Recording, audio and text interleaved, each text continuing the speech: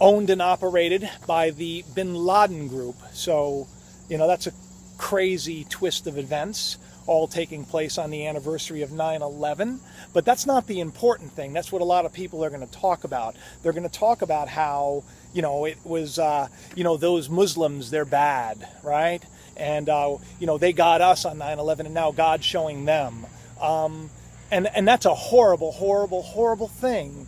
And so this morning I was kind of quickened to the story, and I immediately, I wanted to find out where the crane had fallen, because I know that everything that happens in the natural is a direct correlation to something that's happening in the spiritual, and also most likely documented and detailed in many of the holy books, because there's nothing new under the sun.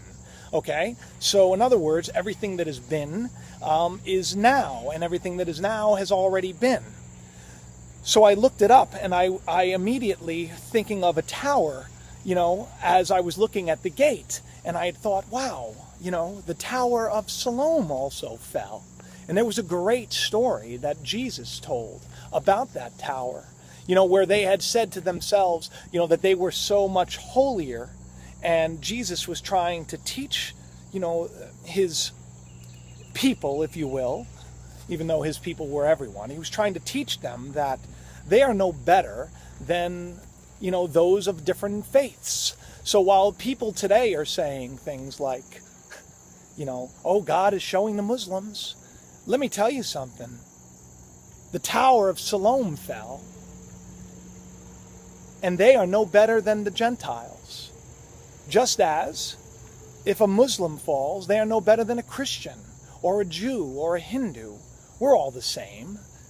It's interesting in this chapter of Luke how this tower was used as a way to show people that nobody is more righteous, nobody is more holy.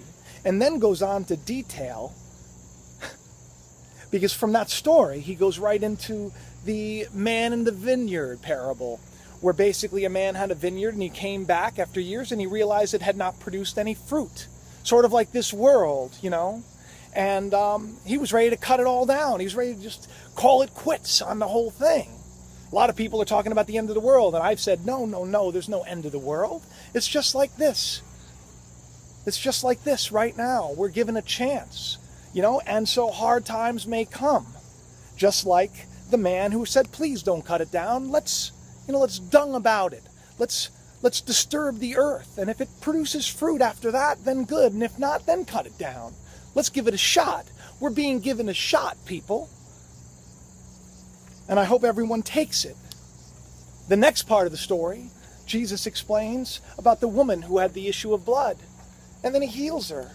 And what people don't understand is that we're being healed. We're coming on a time where, this woman, she was bound by this disease for so long. She was about to be loosed. And then in that same chapter, Jesus goes on to talk about how even an ox on the Sabbath is let go and set free. Even an ox. Today, a lot of people are talking about Shemitah and how we're all going to be set free from our debt. And that may happen. And we may find harder times, but I want you to remember that no one is better than another. None is better. Even Jesus said, why are you asking me if I'm good? There's none good, but it's God. So we need to love everyone. Do you honestly think those 107 poor souls that died at the Al-Salam gate, the gate of peace, in the Grand Mosque, do you honestly think that they are somehow worse than the Jews bowing their heads at the Wailing Wall right now? They aren't. The sign of the times, people. This is a month, and I told you we're going to see great, great, wonderful, and terrible things. We need to come together as the dung is being placed around us. We need to come together, and we need to produce some fruit.